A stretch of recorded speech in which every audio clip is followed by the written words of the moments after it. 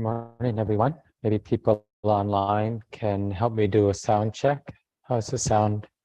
Thumbs up if you can hear me okay. Great. Thanks, everyone. We'll get started in just a moment. I've been pasting for those of you online the Sunday resources, and there are some people here in the room with me this morning, and those are always linked to on our public calendar for the topics that we've been covering, including the morning chant. We'll be doing the Four Quarters chant in just a moment.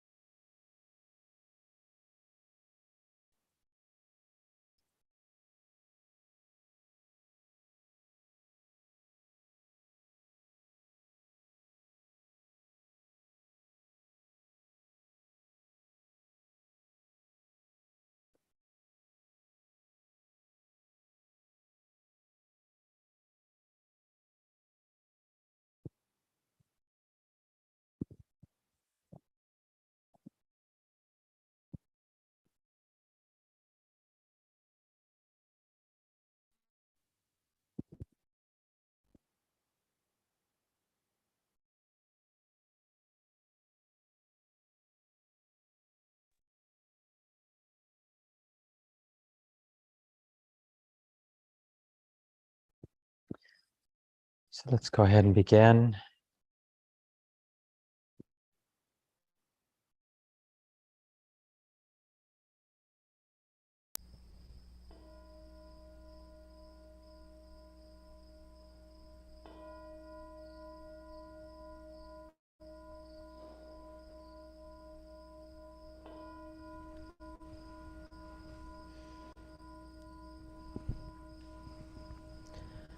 Now let us make the four boundless qualities shine forth.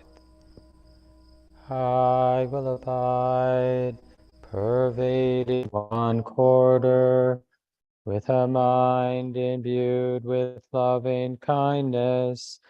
Likewise the second, likewise the third, likewise the fourth, so above and below, around and everywhere, and to all as to myself, I will abide, pervading the all-encompassing world, with a mind imbued with loving kindness, abundant, exalted, immeasurable, without hostility and without ill will. I will abide, pervading one quarter, with a mind imbued with compassion. Likewise the second, likewise the third, likewise the fourth, so above and below, around and everywhere, and to all as to myself, I will abide, pervading the all-encompassing world, with a mind imbued with compassion, abundant, exalted, immeasurable, without hostility and without ill will. I will abide, pervading one quarter, with a mind imbued with gladness. Likewise the second, likewise the third, likewise the fourth, so above and below, around and everywhere, and to all as to myself, I will abide, pervading the all-encompassing world, with a mind imbued with gladness, abundant, exalted, immeasurable, without hostility and without ill will. I will abide, pervading one quarter, with a mind imbued with equanimity, likewise the second, likewise the third, likewise the fourth, so above and below, around and everywhere, and to all as to myself, I will abide, pervading the all-encompassing world, with a mind imbued with equanimity, abundant, exalted, immeasurable, without hostility and without ill will.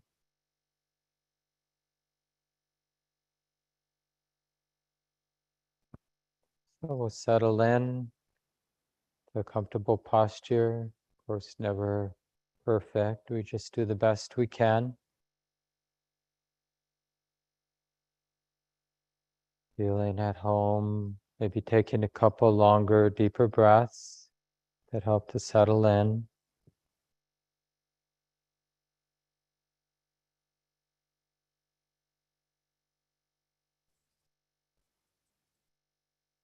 Establishing that sense of presence right here in the middle. That simple recognition that this moment, this bodily moment, is being known.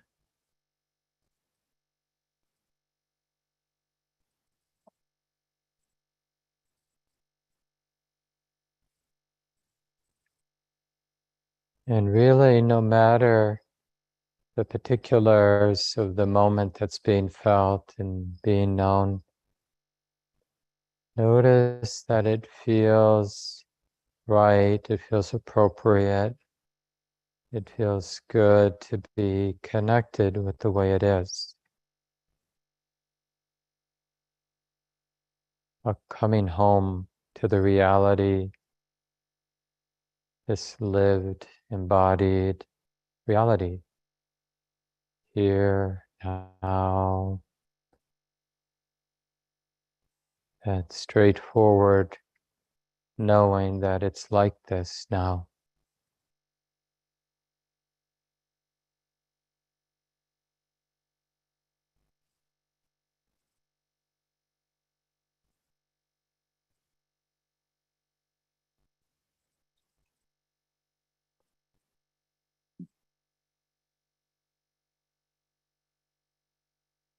We don't want to miss this. We really want to linger or deeply sense the rightness of being present. And even if it's just in subtle ways, the stressfulness of being distracted.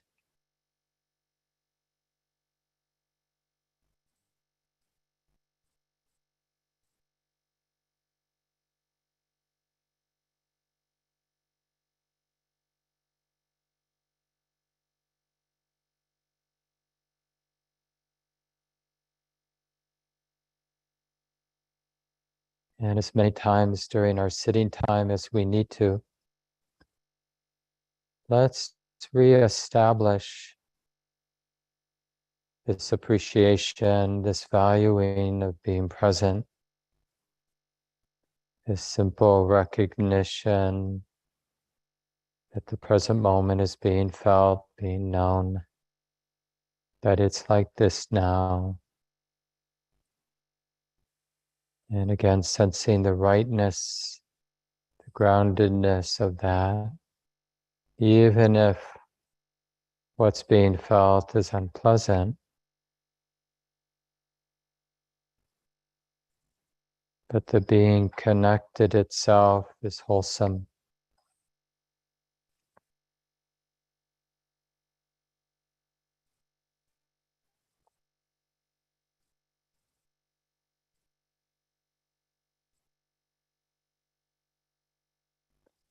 And in these 16 instructions from the Anapanasati Sutta that we've been studying on Sunday mornings, the next two instructions, the Buddha is inviting us to take up a directed or exclusive attention to the physicality of breathing in and breathing out as a training exercise.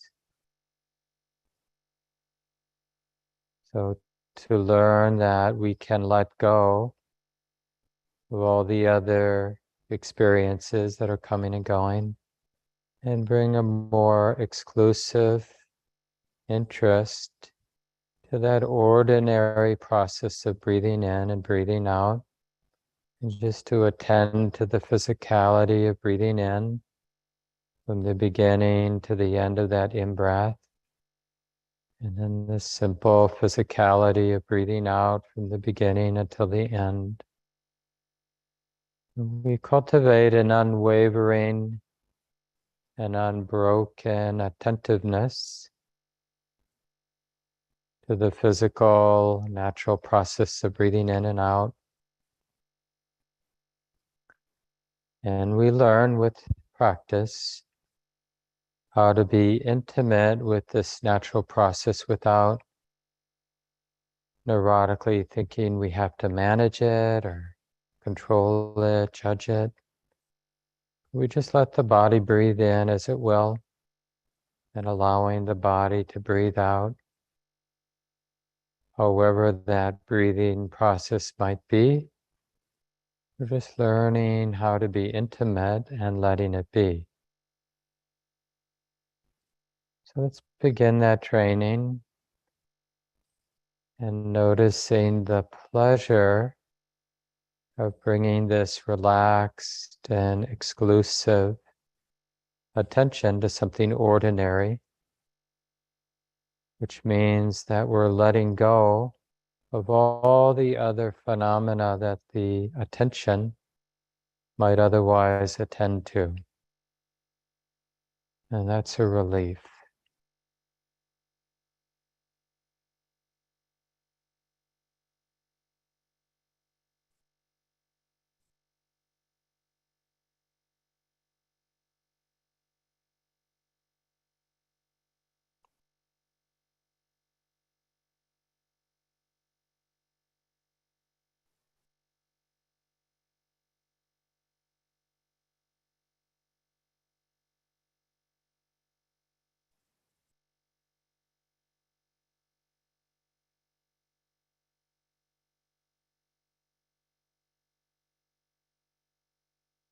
We're letting this breathing in be the most important thing. And in the process of breathing out, letting it be the most important thing, actually interested.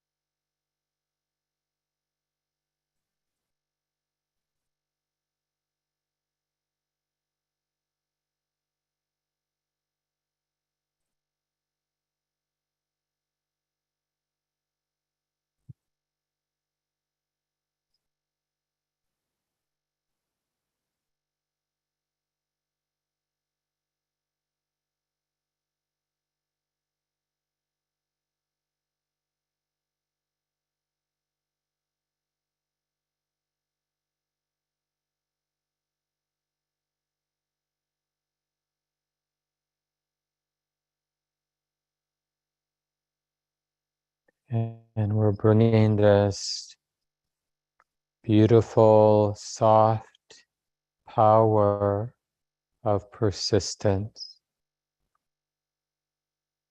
So no matter how many times the attention wanders here and there, that's okay. It's going to do what it's going to do.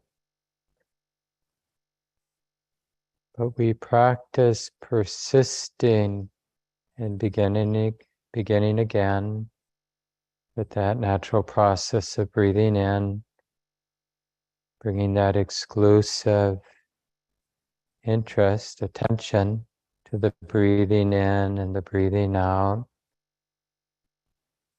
learning that it's possible to be interested in just this one process of breathing in and breathing out, letting everything else fall into the background.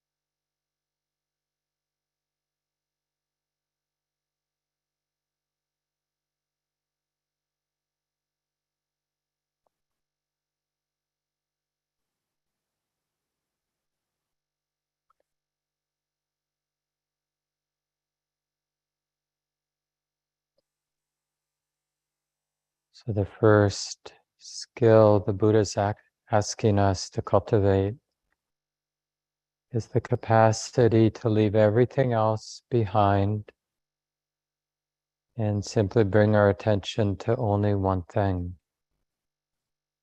And the breath is a particularly useful meditation object because as the body, the heart, and mind settle down, the breathing becomes more refined. So it's a useful feedback when there's more thinking and worrying and planning. The breathing generally is longer and rougher. When there's more of that continuity of a relaxed presence, then you might notice the breath becoming very refined. And even at times as if it's about to disappear altogether. And just trust the breathing to be as refined as it gets. Don't worry about it.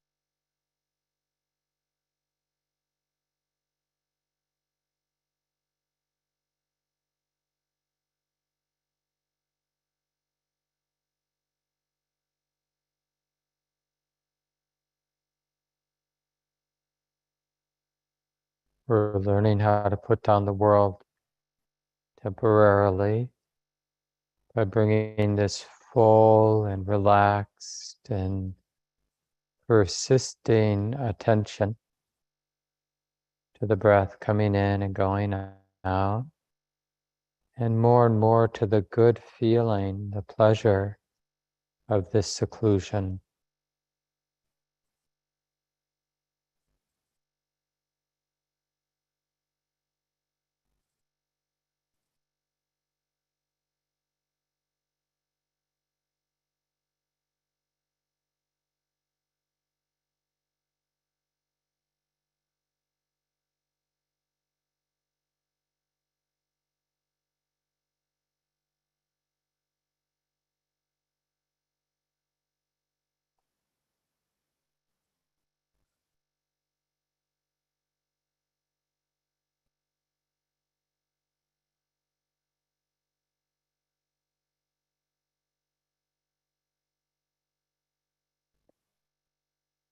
And now another understanding that the Buddha invites us to uncover is this inclusive nature of present moment awareness.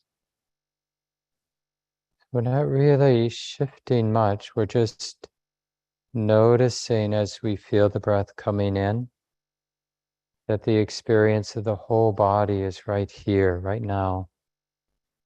And then, of course, we're noticing as the breath goes out that the totality of the sitting body is right here, right now. So the Buddha invites us to experience the whole body as we're breathing in, experiencing the whole body as we breathe out. And in that way, we're appreciating, it's really a pleasure, this inclusive quality of awareness. It doesn't actually, by its nature, it doesn't create boundaries. You're still aware of breathing in and breathing out. But now in the forefront is this experience of the whole body with each inhalation and with each exhalation.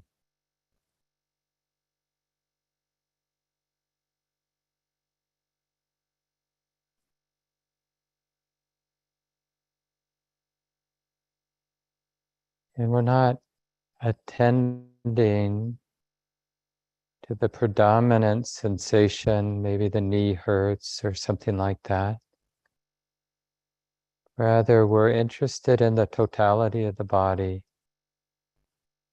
the inclusive quality of the body itself.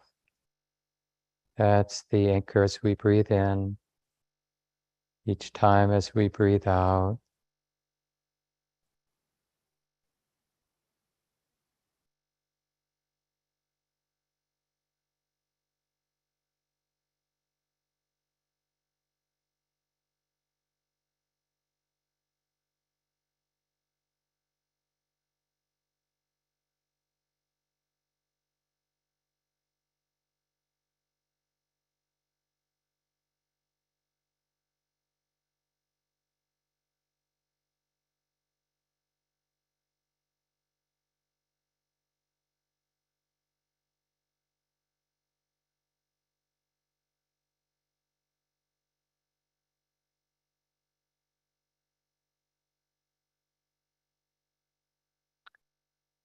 And still, we have to let everything else fall into the background. So we're still directing the attention in a very particular way. Breathing in, experiencing the whole body, not in conflict with the body in any way, not for or against anything in the body. Just a big yes to the body as we breathe in, and a big, glorious yes to the body, to embodiment as we breathe out. We don't expect the body to be perfect. We expect it to be the body as it actually is.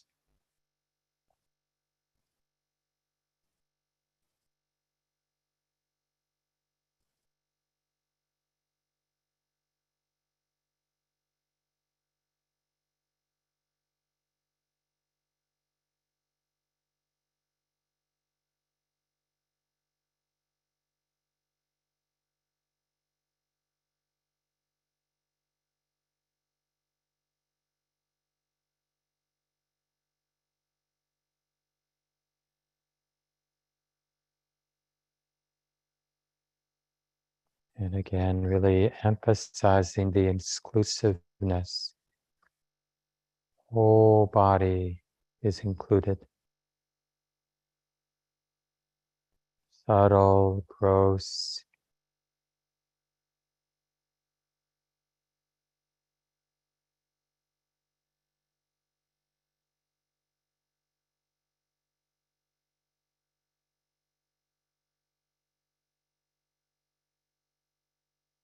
And this is possibly in moments deeply healing.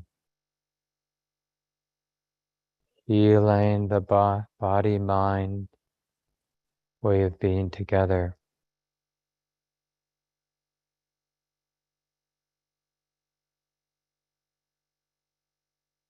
And leads onward to a sense of bodily well-being. It's really a foundational part of the path to realize the body and mind not in conflict, but rather harmonizing. And this harmonizing is experienced as a bodily calm or a bodily well-being. And this is the fourth instruction. The Buddha is asking us to train ourselves while we're breathing in to pay attention exclusively to the sense of bodily calm or bodily well-being, even if initially it's very faint or subtle, just keeping it in mind as best we can. And the same, of course, as we breathe out each time. And this is a real counter to our habit of wanting to pay attention to pain in the body, to problems, itches. Now we're learning that we can pay attention to that sense of well-being in the body, that sense of being settled and calm, wherever it's being felt right now, and to allow it to naturally spread and deepen and eventually become pervasive throughout the totality of the body. Just do the best you can, keeping this bodily well-being in mind.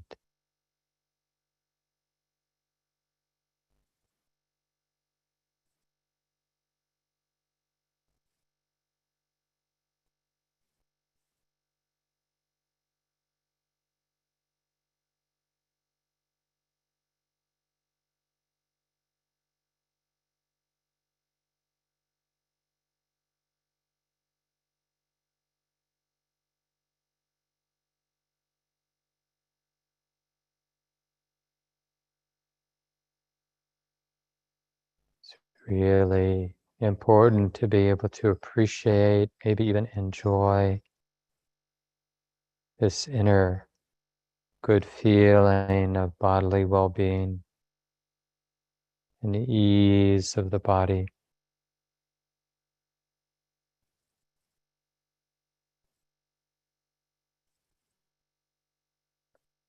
The body feeling loved and held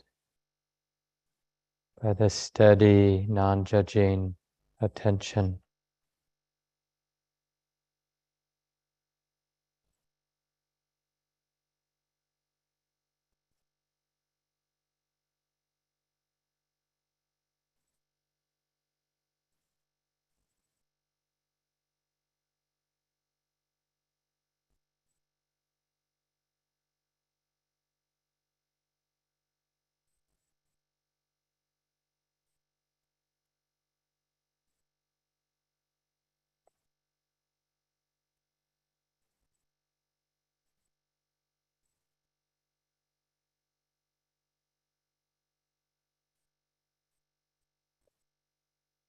We want to learn how to bathe in this good feeling in the body so that it's pervading all aspects of body, embodiment. Nothing is untouched. This very earthy sense of well-being.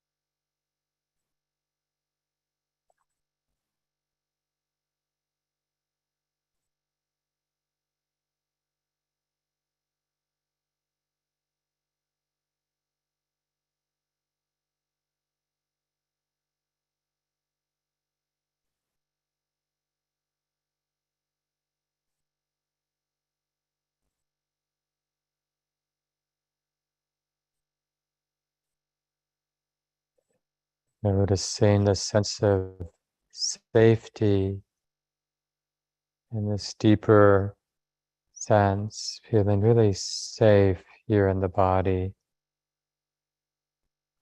This life belongs here, feels safe here right now.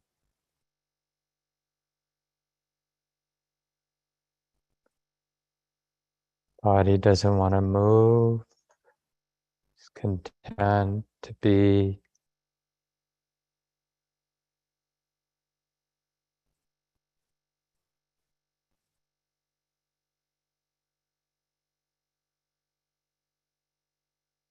This is bodily well-being. And the Buddha is asking us to get to know it as we breathe in, as we breathe out.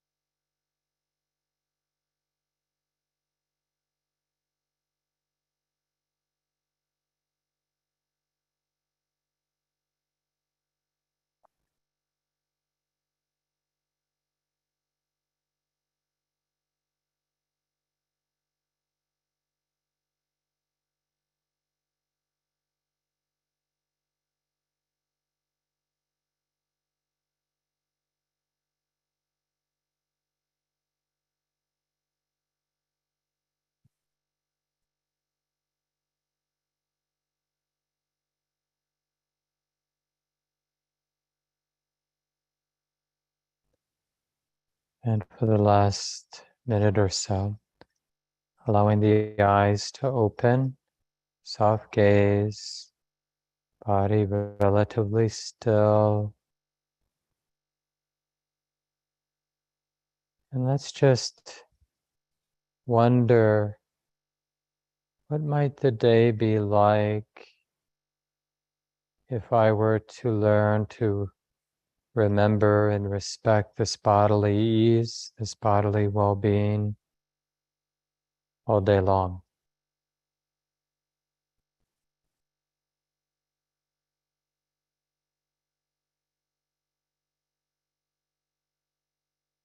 And naturally interested in what might be disturbing this bodily calm, this bodily ease, what might be supporting it, furthering it. So in that way, it becomes a really powerful barometer for how I'm relating, the skillfulness or unskillfulness of how I'm going about my day.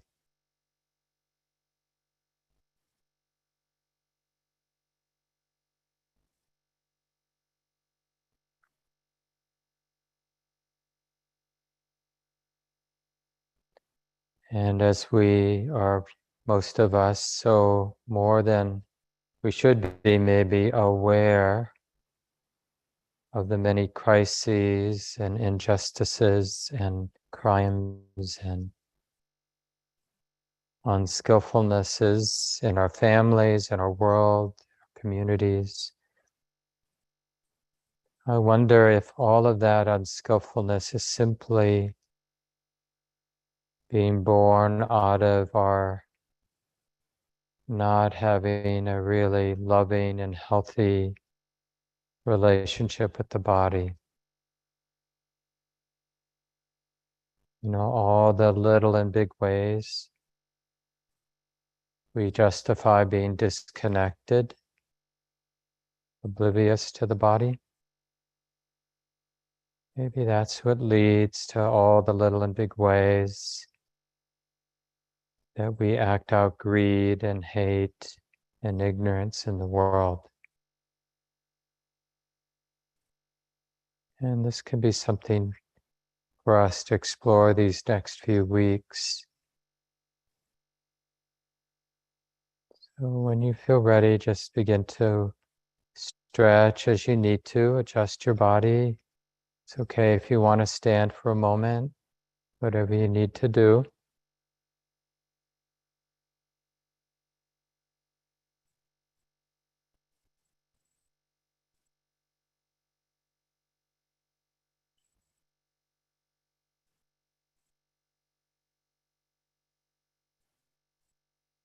Nice to be here with everyone.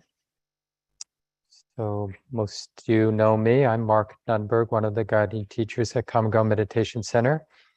And today I'm at the retreat center here in Western Wisconsin.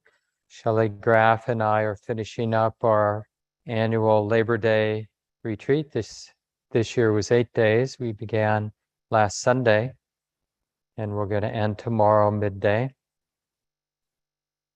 So I get to give the talk from this location today, and we're continuing looking at the 16 steps, the 16 meditation instructions that the Buddha gives in the Anapanasati Sutta.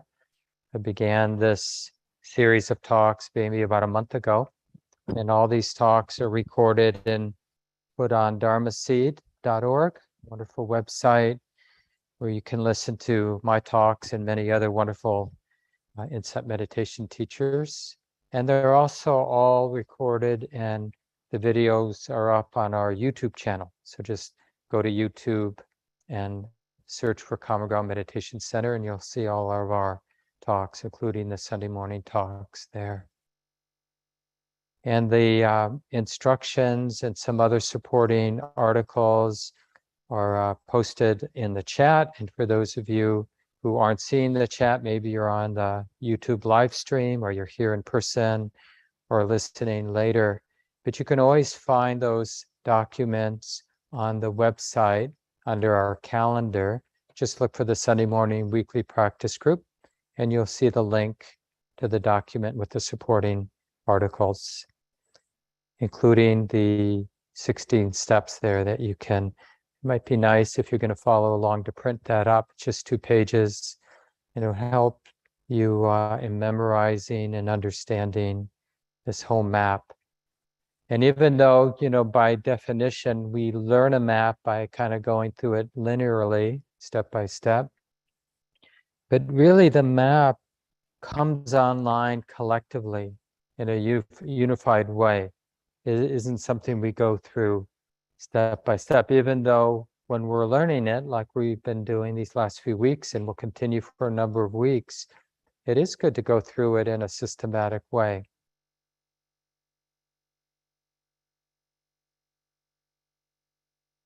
Yeah, just to respect those of us here at the retreat center and online that have been doing this retreat, we've been using a different set of instructions, this more open awareness practice, aware of whatever's predominant and learning to relate to whatever's predominant with wisdom, to see that it's a natural process, that it's just something being known, and just to be relaxed moment by moment in that way. But this set of 16 instructions, it's really a particular map that reveals this thread of refined pleasure. And it helps us understand the whole of the spiritual path. Because having that sense, like even in hindsight, as we live our life and try to live a spiritual life, then in hindsight, we might remember, oh yeah, I learned that map, and now now I can understand what's going on, what's sort of up in my life. It's really making sense. This is what's going on because we have that map. And that can build a lot of confidence for us. Like, oh, I'm not alone. I'm not lost in the wilderness.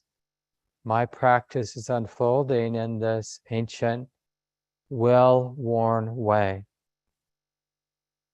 Some of you know that our graphic for the Common Ground Meditation Center is the Buddha's footsteps, and we have this statement we have in all of our printed materials and on our website, practicing together in the footsteps of the Buddha, right? So we're aligning with this natural process of awakening, which is really characterized by this deepening refinement of pleasure, of inner pleasure. And so all the way as we're learning, we're getting to know each step of the way a particular refined pleasure in more and more of a refined direction. We're learning to recognize it, we're learning to appreciate it, and we're learning to keep that pleasure in mind. So that's why I said at the end of the guided sit, like maybe our homework for the next few weeks, can we keep that respect for, that connection with, that embodied well-being? Can we keep that in mind? Can we practice not forgetting it as we go about the day? Where is it now? And the thing is, we even feel this in terms of location, that we come up, we're in our mind. We think of the mind up where the brain is behind the eyeballs, right? And in that sort of sense, it's like we leave the body behind.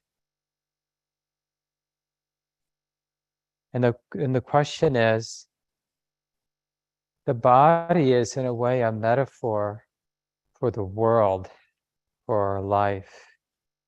So when we leave the body behind, we're really undertaking a practice of disconnection. And the question we should be asking ourselves is, how's that working for us? All the little and big ways we habitually practice being disconnected, whenever we're absorbed in a thought about this or that, doesn't matter what the thought is, the thought is not reality. The content, whatever picture the thought creates, it's not the present moment. It's not the reality of the present moment. We're disconnected. Now, there are some thoughts, like maybe some of these thoughts that I'm thinking and saying right now, that point us to the embodied reality, wisdom, awareness, connecting, opening with the way it is, and being interested in the well-being of the knowing mind, not in conflict with the bodily experience. And what we feel then, the body may still have its aches and pains. They're not necessarily going to go away because we're cultivating the path, right? If we have a splinter in the finger, that's going to feel like a splinter in the finger. But the mind, the knowing mind, can be aware of embodiment, including the splinter in the finger, and not in conflict with it, not separating from it, not hating it. Still can pull the splinter out or do whatever can be done to fix things or help things. But in the meantime, it's not practicing conflict. It's practicing this loving, easeful well-being, being with the body with well-being, free from conflict. And the supporting step, you might remember, hopefully you do, because we're just working with the first set of 4 instructions. The third instruction is, the Buddha asks us to train ourselves while we're breathing in for just that simple duration, whatever that is, 20 seconds, let's say, 15 seconds to breathe in. For that duration, can we be open to the entirety of the body? Can we meet it? Can we allow it to be the totality of the body? And we're retraining the mind, because the mind might want to go to where there's pain in the body, and then its opinion about that pain in the body, and it's a strategy to fix that pain in the body. But that's not what the Buddha is asking us to train in, right? It's experiencing the whole body, the totality of the body. And that's a specific insight, that we can feel the body. Like, to be interested in the totality of the body, the wisdom has to learn how to go beyond what I like and I don't like in the body, the pleasure and the pain in the body, and its disorienting, distorting effects, right? So there's already got to be some wisdom of equanimity. No, all of it together. No one part of the body, one sensation highlighted over another. Not going after the pleasant bits or neurotically obsessing about the unpleasant bits in the body, but the inclusivity. So I'm saying that because it can be easy to wrongly think, oh, I got that already. I know how to be with the whole body. But it's really a particular skill to be sensing the totality of the body. And yeah, it might be that certain sensations, because of the way the mind is conditioned, the habit is for them to be like in the forefront of attention. But then we just, the part of the skill is learning to look right through that particular intention, like knee pain, or whatever it might be for you, and see the whole picture of the body, feel in to the experience of embodiment. Yes, it's like this. And that's what sets up that well-being. It's like the mind is finally learning to show up, right? We've mostly, unfortunately, have learned to live at a distance from our bodies and therefore our lives. And so we have this chronic, pervasive sense of being disconnected. And it can manifest as depression or anxiety or a hollowness and incompleteness and unworthiness. But the roots of so many of those emotional, painful states is that we've forgotten that we can be with embodiment in this whole inclusive way. And it's healing.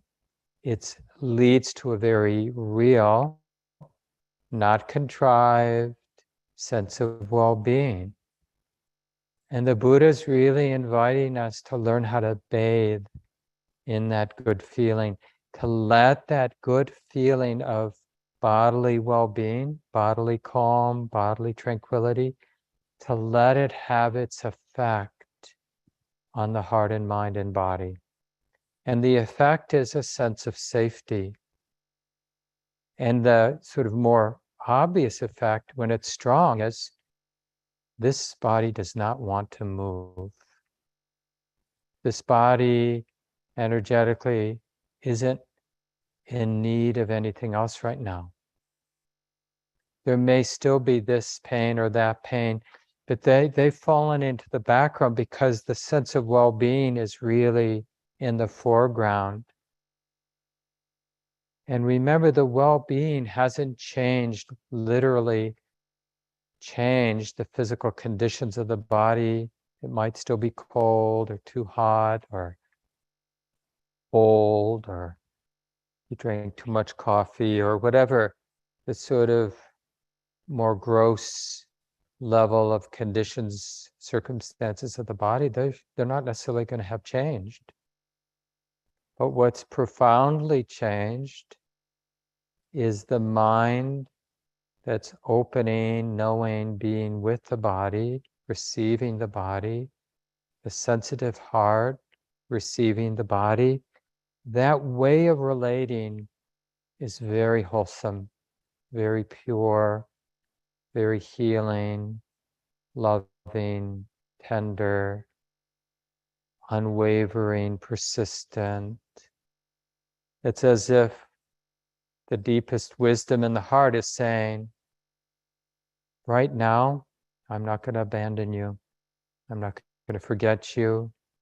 I'm not going anywhere. In the same way someone might comfort a youngster that's in a hard place, difficult place, and they'd hold them, assuming the child wanted to be held, hold them, and they'd say something like, I'm here. I'm not going to go anywhere until you're ready. I'm not afraid of what you're going through. I can really be here. And the body responds with well-being. I've wanted to be held. I wanted this kind of attention for a long time. Thank you. Right? And it's a visceral feeling. That's why we're talking about a physical well-being. It's felt energetically, physically, as a kind of physical, almost like we're physically held. The well-being is holding energetically throughout the body. Now, as we learn the map, the other 16 steps, we're going to move on. But that doesn't mean in your home practice, this place might be an important theme for years, or you might cycle back to it. And the thing is, without some access to this physical well-being, we have our whole life and our whole spiritual practice has a kind of shaky foundation.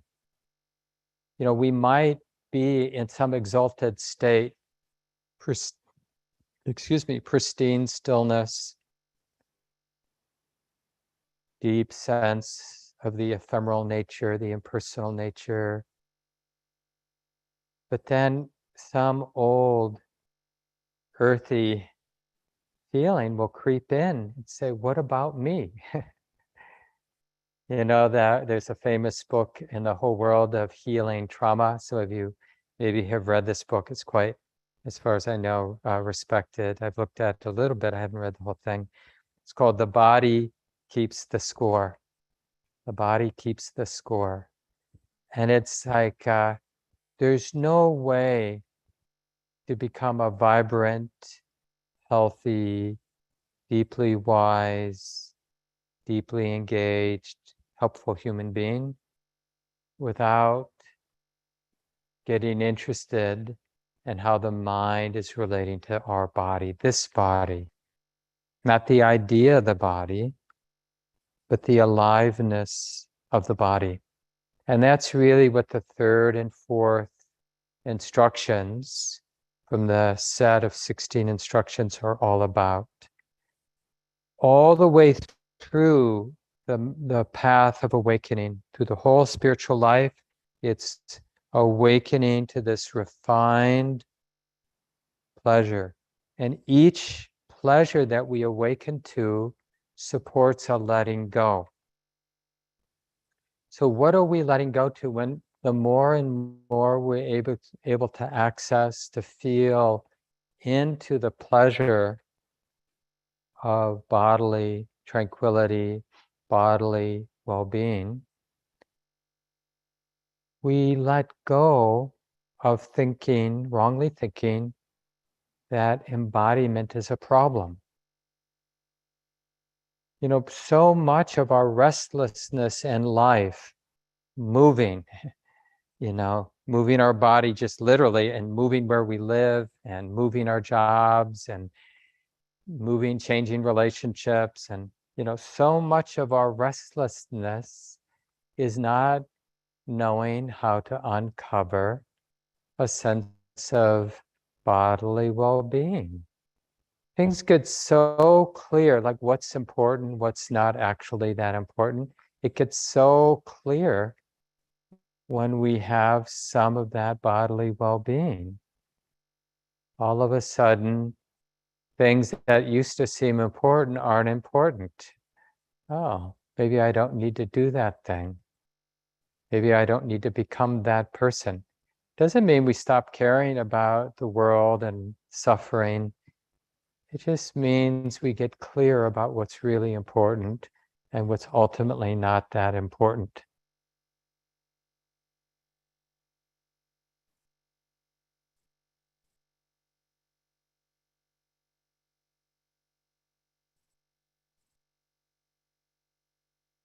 Part of learning this map about this refinement of pleasure, uncovering, getting to know, letting these sort of refinement of pleasure, letting these different qualities of inner pleasure, spiritual pleasure, have their effect on the heart, is it makes as we understand that, even before we experience, the full range of the spiritual path, just understanding it, how much it makes sense, and some of it makes sense because we've experienced it, some of it is still hypothetical, but it makes sense intellectually or logically, we can trust. And that trust allows for that real power. I called it during the guided meditation a soft power. That emphasis on the word power, just because it's soft in the sense of it being pervasive, the soft power of persistence, because we have to really stick to it. The whole process of awakening, we have to keep bringing it into the forefront.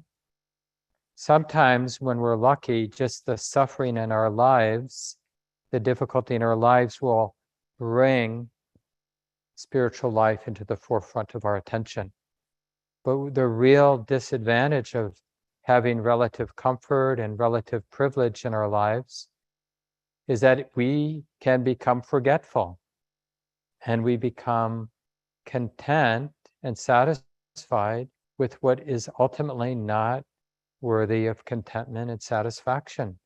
It sets up a betrayal. Like we become content with our health, thinking that it's ours for the keeping. Or we become content with our relationships, assuming that they're never going to change. Or worldly conditions, circumstances. And then we're always betrayed or surprised when things ultimately change, because none of that is a worthy refuge for us.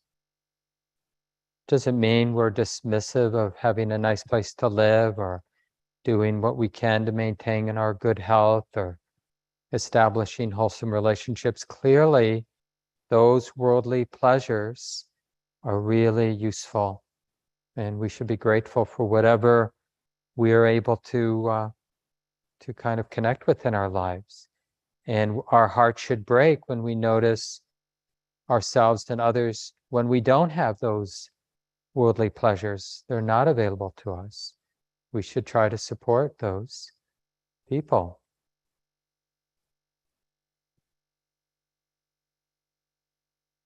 But then when we have enough, we want to hear about and study this path.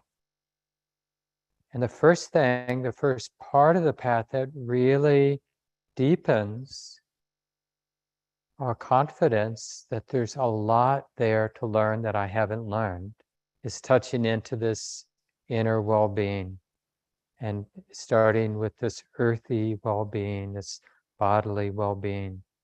I often mention this, I can distinctly remember a time, a particular set in my good friend's bedroom. We were sharing a house together in Berkeley, California. I was in grad school, I think I was probably still in grad school at the time. And we had been really good friends in college and lived together for a while after college, and then ended up in grad school at the same time in Berkeley. And both had discovered meditation, had been really gotten into meditation. And then we ended up living together, and we were really, I felt, just good supports for each other in our practice. And we'd sit in the morning, and then we'd sit before we'd have dinner in the evening together. And this is in the mid 80s, probably now, early 80s, mid 80s. And I remember a particular sit where my mind just dropped in. I was probably doing breath meditation at the time, but there was just that really deeply pleasant feeling of embodied tranquility, and that sense of the body not wanting to move and get up and have dinner together. As nice as dinner would be. It's just like, oh. And the initial response the mind has when we taste that inner pleasure is, I didn't know this much good feeling is available. And the thing about that good feeling is it doesn't appear to the mind to be related to external conditions.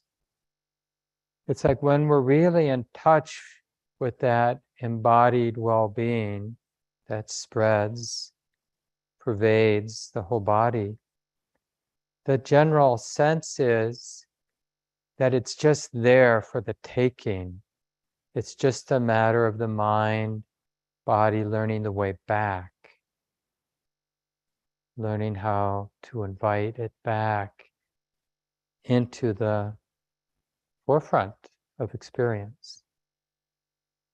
Because there's really nothing ever in the way of the mind healing its relationship with the body. Nobody is going to say that it's easy, but there's nothing ultimately in the way, like even right now, for this heart, mind, to be relating to this body in a healing, loving, intimate way that's conducive of this bodily well-being and the spreading and deepening of that bodily well-being. So I invite you all day long, today, for as many days that we really build the confidence and the skill to have confidence that that well-being is available, to be interested in it, and even when it's just really faint, really seemingly in the background, to keep keeping it in mind. That's not a tight, it won't work if it's tight. Being interested in this doesn't have to be tight. It's really the interest of love. It's like our compassion. It's how we, in a very earthy way, care for this life.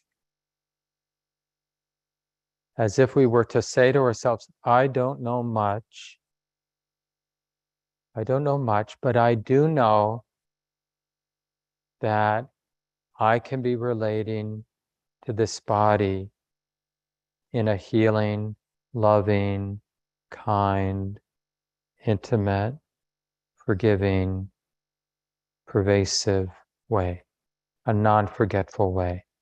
I know that much. And I know that that's good in the beginning, good in the middle, good in the end. It's never not good. It's never not useful. It's always helpful. Even when we're living a busy life and feels like we're doing 3 or 4 things at once, one of those 3 or 4 things should be keeping bodily well-being in mind.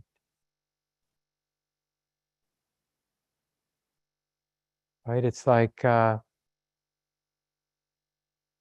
these things that we just have to keep caring for, like we have to brush our teeth, we have to make our food, we have to pee and poop. We have to keep in mind bodily well-being. It's not like we have the option. We just think we have the option to not keep it in mind. But that's where that title of that book, The Body Keeps the Score. The price that we're paying lives on, embedded in the body. And it will present its bill. I was looking for that quote. Couldn't remember who said it. There's this great quote from somebody's book. I thought it was Annie Lamott, but I couldn't find it there. But anyway, it's something like, those difficulties, those difficult experiences that one way or another got laid down in the body, buried in the body, because we didn't really know how to be with the embodied experience at the time. So it was suppressed, it was repressed, it was buried, and the body keeps the score. And so it's not even about removing all of those physical, emotional, energetic knots. It's about love. It's about not being afraid, about being in relationship with everything. It's not even our own pain that's buried there. It's all of our collective pain, all the legacies of pain and injustice and horror and terror that we all carry. And the beginning, like when we just going back, reviewing the first 4 steps before we begin to move on to the joy in the heart, step number 5. But the first 4, we establish what it is to be present. And the first step in terms of this strategic map of 16 steps that the Buddha gives us is, honey, it's as if the Buddha is saying to us, honey, you have to let go of your obsession of attending to all your experience. You just can't be responsible for everything you're thinking, everything you're seeing, everything you're hearing, everything you're touching. So to learn how to let go of the diversity of your present moment experience, you're going to train yourself while you're breathing in just to know that exclusive experience, the physicality of breathing out, breathing in, and then the physicality of breathing out. And to do that, to be really intimate with that one thing, you're going to have to learn to let go of everything else and let it fall into the background or the periphery of your attention. And you're going to learn how to keep that one thing in mind through the duration of breathing in, through the duration of breathing out. This is the first step in learning how to connect with reality. Because as long as we're in the habit of feeling responsible to everything, we're not connected to anything. Does that make sense? Because the system is just too superficial, too pushed around. It's not ever really landing in any real way. Now we're going to move later to a more inclusive attention, but we just don't have the inner resources yet. So we end up being disconnected when we feel responsible for the totality of our experience. So then train, really learn how to put it down by being attentive to that one thing. The breath is just one training mechanism. There are other ways to learn how to be with just one thing until you're so with that one aspect of your experience, your present moment experience, that you begin to feel the pleasure of seclusion. So this is the first insight. We're having insight that the heart can let go of the diversity of experience.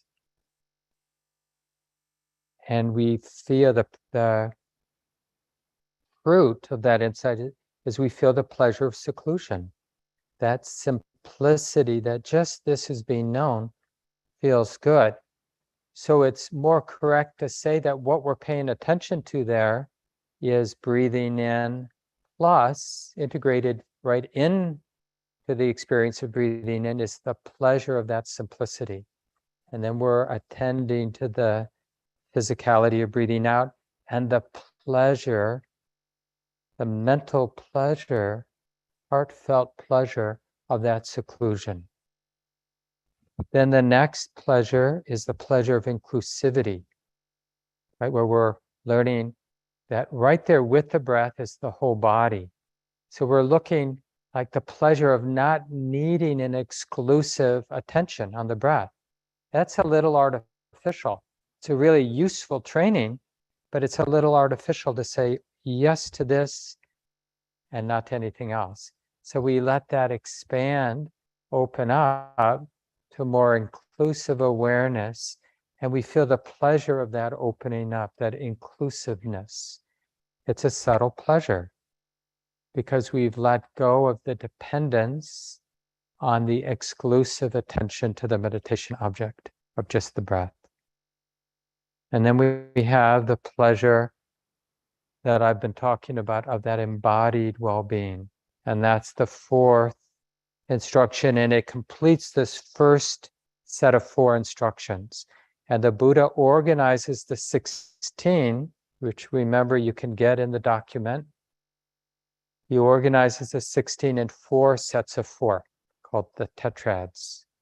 And the first set of 4 is really about this healing of body and mind, and the really grounding, opening to that pleasure of seclusion, of that inclusive awareness of body, and the embodied calm, the embodied well-being, bodily well-being.